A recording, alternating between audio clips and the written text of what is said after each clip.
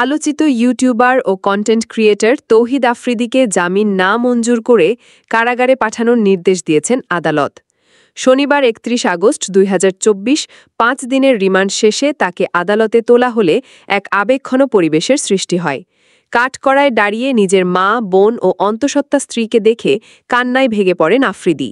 বরিশাল থেকে গ্রেপ্তারের পর শনিবার আফ্রিদিকে ঢাকার চিফ মেট্রোপলিটন ম্যাজিস্ট্রেট সিএমএম আদালতে হাজির করা হয়। এ সময় তার মাথায় হেলমেট ও গায়ে বুলেটপ্রুফ জ্যাকেট পরানো ছিল।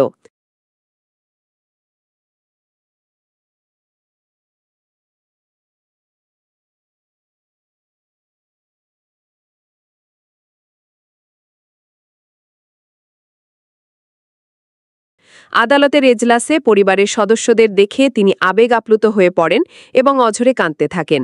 তার পরিবারের সদস্যরাও কান্নায় ভেঙে পড়েন। ভাঙা গলায় আফ্রিদি জানান, ডিবি অর্থাৎ গোয়েন্দা পুলিশের কাছে যেতে তার ভয় লাগছে, তাই তিনি জামিনের চেষ্টা করেছিলেন। পরিবারের পক্ষ থেকে তার প্রিয় খাবার আনা হলেও তাকে খেতে দেওয়ার অনুমতি মেলেনি।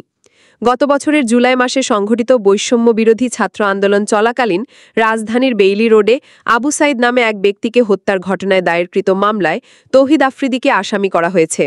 মামলার তদন্তকারী সংস্থা সিআইডির পুলিশ পরিদর্শক খান মোহাম্মদ ইরফান জানান, আফ্রিদির বিরুদ্ধে আন্দোলনের বিপক্ষে উস্কানিমূলক বক্তব্য ও প্রচারণা চালানোর অভিযোগ রয়েছে।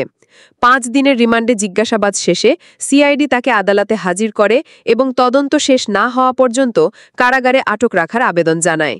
তদন্তকারী কর্মকর্তা উল্লেখ করেন, আফ্রিদির ব্যবহৃত মোবাইল ফোন, সিপিইউ এবং আইম্যাক জব্দ করা হয়েছে এবং এগুলো আইটি ফরেনসিক বিশেষজ্ঞদের দ্বারা পরীক্ষা নিরীক্ষা করা হচ্ছে। জিজ্ঞাসাবাদে আফ্রিদির কাছ থেকে বেশ কিছু গুরুত্বপূর্ণ তথ্য পাওয়া গেছে, যা যাচাই বাছাই চলছে। শুনানিতে আফ্রিদির আইনজীবীরা তার জামিনের আবেদন করেন, তবে রাষ্ট্রপক্ষ জামিনের তীব্র বিরোধিতা করে। রাষ্ট্রপক্ষের আইনজীবী যুক্তি দেখান যে তৌহিদ আফ্রিদি জামিনে মুক্তি পেলে পলাতক হতে পারেন এবং মামলার তদন্ত প্রক্রিয়াকে প্রভাবিত করার চেষ্টা করতে পারেন, যা তদন্তে বিঘ্ন ঘটাবে। উভয় পক্ষে শুনানি শেষে আদালত আফ্রিদির জামিন আবেদন নাকচ করে তাকে কারাগারে পাঠানোর নির্দেশ দেন।